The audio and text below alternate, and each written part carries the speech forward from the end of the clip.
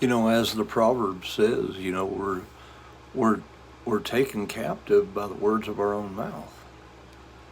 I mean, and this is what Jesus is also getting at in Matthew 12, whenever he says, by our words we shall be justified, and by our words we shall be condemned. For man shall give account for every idle word that he shall speak. I mean, bridling our tongue, because life and death are in the power of the tongue, as also the proverb says. And they that love it shall eat the fruit thereof. I think it's Proverbs 18:21. We got to understand living by faith. Living by faith.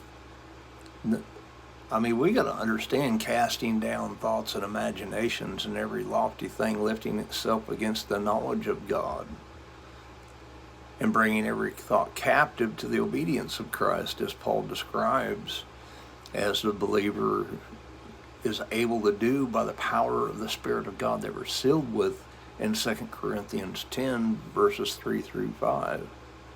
And when in verse 6, and having a readiness to punish every disobedience when your obedience is full.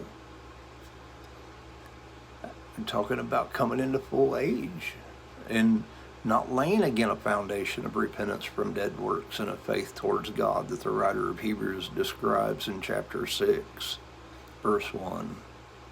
But moving on from the elementary teachings of God, and moving on, being carried on unto full age.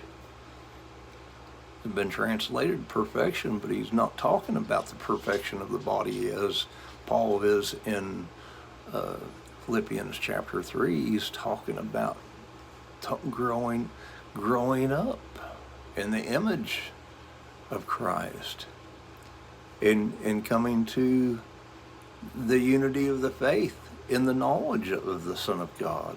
That Greek word knowledge there is talking about full discernment. It is talking about knowing. As by the law, Romans 3:20, no flesh shall be made righteous by the works of the law, for by the law is the knowledge of sin. It's the same Greek word knowledge there used in reference to the knowledge of the Son of God in Ephesians 4. Till we all come to the unity of the faith and the knowledge of the Son of God. Our own mouth is our own worst enemy. It gives power to our thoughts.